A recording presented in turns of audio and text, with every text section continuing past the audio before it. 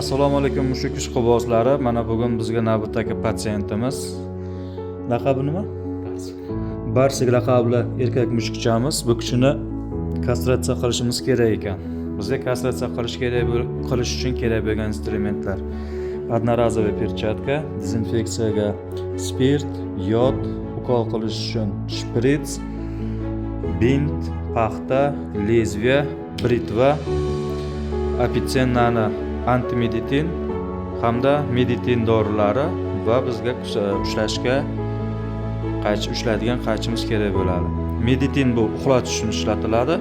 Antimeditin bu uyg'otish uchun, operatsiyadan keyin uyg'otish uchun antimeditin ishlatiladi.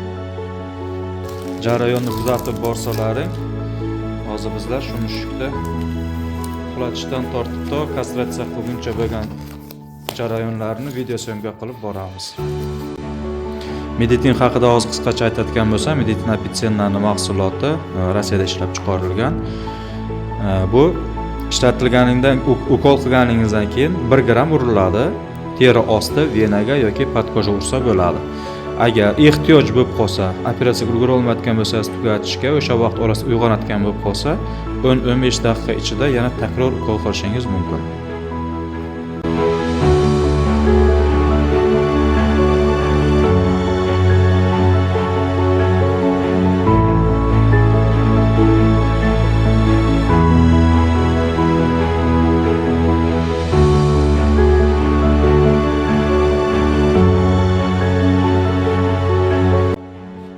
Hurmatli mushuk ishqibozlari, mana Barsikda kastratsiya qildik.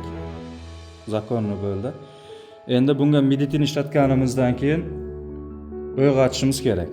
Uyg'otishimiz uchun buni sherigi bor, antimeditin deydi. Buni ishlatish tarkibi meditindan necha gram urilgan bo'lsa, o'shani 2dan 1, ya'ni yarmini urasiz. Hozir biz bunga har 15 minutga urib 2,5 gram urganimiz hisobiga meditin, endi antimeditin 1,5 gram uramiz.